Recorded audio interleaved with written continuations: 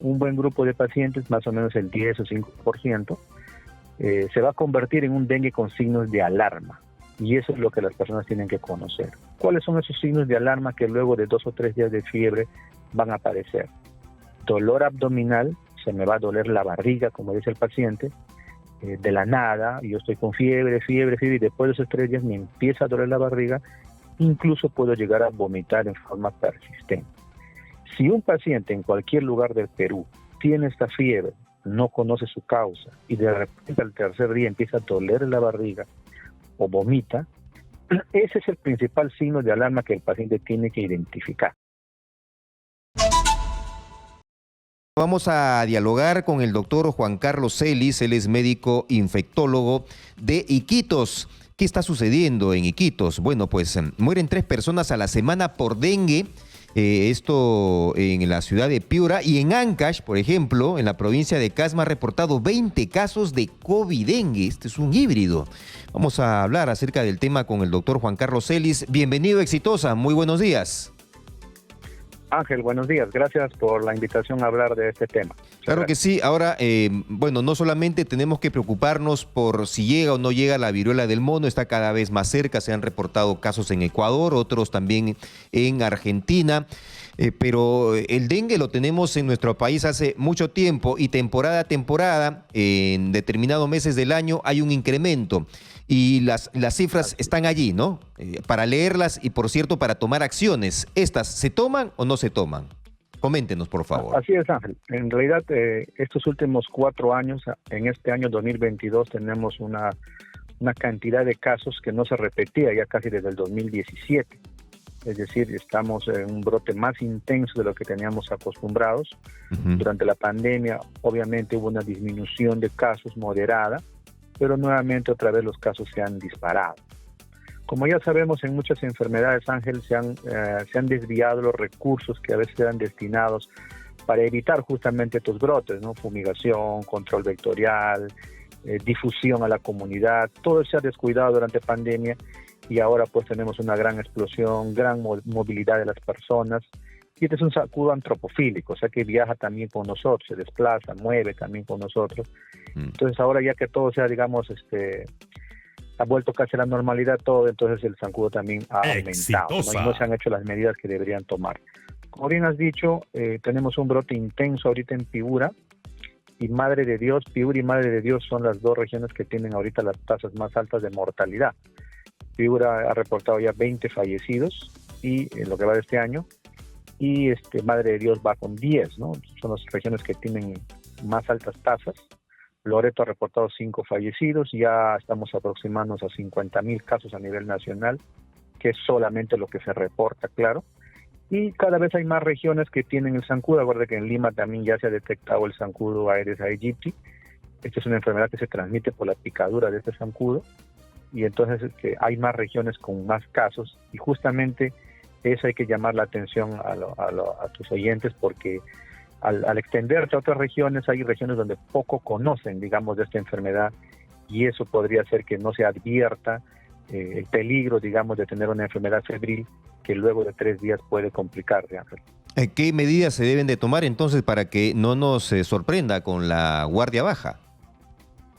Claro, primero acceso a los pacientes, ¿no? Explicarles que esta es una enfermedad febril, que los primeros 2 o 3 días no vas a poder distinguir la causa, se llama, ¿no? Es decir, no es lo mismo cuando yo tengo fiebre y tengo, por ejemplo, dolor de garganta. Entonces yo digo, bueno, estoy teniendo, como dicen las personas, una gripe. O de repente tengo fiebre y tengo una herida, una celulitis en la pierna, entonces me está produciendo fiebre.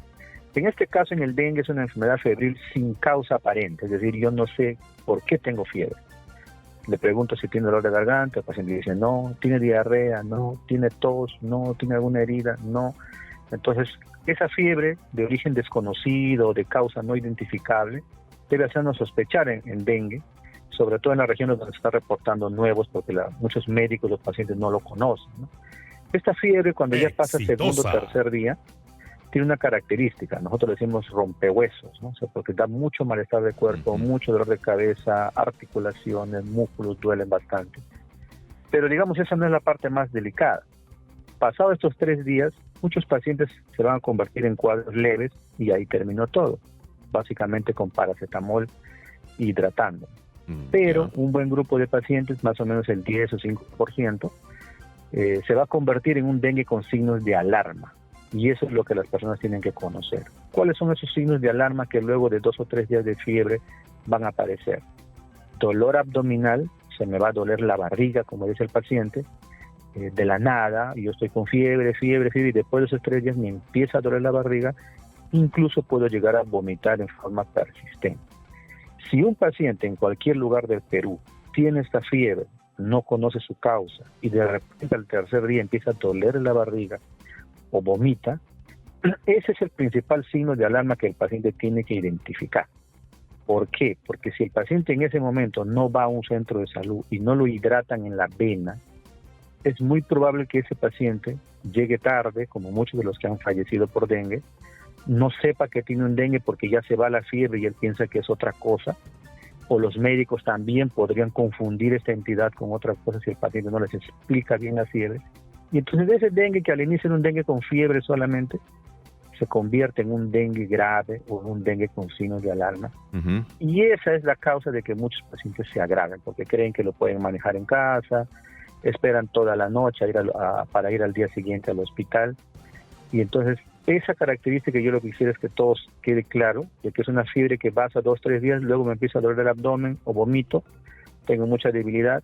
Entonces tengo que acudir rápido porque ahí es donde me hidratan y el dengue la pasa, digamos, entre comillas, más tranquilo, y evito de que ese dengue se convierta en un dengue grave. Si yo logro identificar eso, si todos sabemos eso, vamos a evitar, Ángel, que estos casos se compliquen en dengue graves, como han llegado muchos, a veces niños, adultos, ¿no? En Piura, en Madre de Dios, en Loreto también, a fallecer porque lo confunden, ¿no? Hay la creencia también de que, por ejemplo, estoy vomitando, me soban la barriga, como dicen algunos, tomo agua de coco, algunos creen que eso les va a curar, y más bien esa demora es lo que hace que lleguen tarde al establecimiento y entonces se compliquen. La falta de conocimiento sobre todo, ¿no? Hay que ponerle más énfasis, hay que estar entonces vigilantes de todos estos síntomas de este cuadro febril, como usted muy bien lo ha descrito. ¿Y qué hay de las alternativas de prevención? ¿Hay procesos de vacunación? Sí, Ángel, esta es una enfermedad viral, yo diría, mucho se parece que ya aprendimos lo de COVID, ¿no? En el sentido de que no tiene un tratamiento antidengue, o sea, no hay una pastilla antidengue, no hay un existe la cura milagrosa, no la hay. Exacto, y literalmente lo manejamos como aprendimos en COVID, ¿no? Manejo mi paracetamol, manejo mi aislamiento, todo, y si es que se complica, recién, o sea, me duele la barriga, vomito, recién tengo que acudir. Pero hay la prevención con lo que respecta a la picadura del zancudo. Si quisiéramos hacer un equivalente, diría, ¿no? Si para COVID nos poníamos mascarilla, para el dengue lo que tengo que hacer es protegerme de que no tener zancudos cerca a mi casa.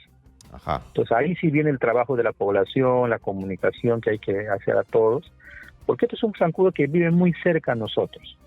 ¿Y qué pasa en la selva, por ejemplo? ¿No? Igual que en Piura, en muchas regiones, acumulamos agua, a veces para consumo, es cierto, pero no le damos la protección necesaria porque ahí se posa el zancudito, pone el huevo y después de un par de días sale otra vez un adulto y si encuentra un enfermo lo pica y lleva ese dengue de un paciente a otro.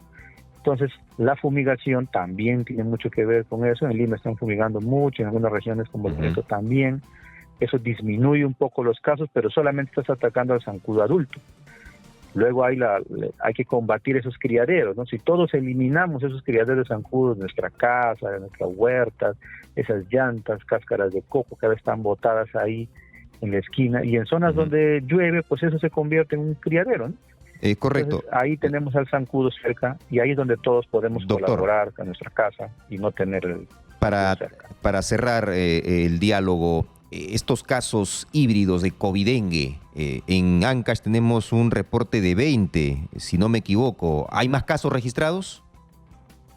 Sí, Ángel, nosotros en Loreto hemos reportado 5, pero es muy probable que haya existido mucho más casos en todo el Perú. Afortunadamente no son casos que tengan un desenlace peor, ¿no? Eso yo quisiera comunicar. O sea, no es que estos casos se van a comportar mal o van a ir más graves, De hecho, aquí en la Amazonía hemos tenido mucho dengue con malaria, dengue con COVID. O sea, el nombre puede ser muy rimbombante, pero los efectos no se diferencian mucho de las otras enfermedades. Así es, y no se comporta tampoco más grave, ¿no? Eso es importante. Correcto. Doctor, muchas gracias. Ha sido muy gentil. Gracias a ustedes, Rafael. Gracias por la invitación.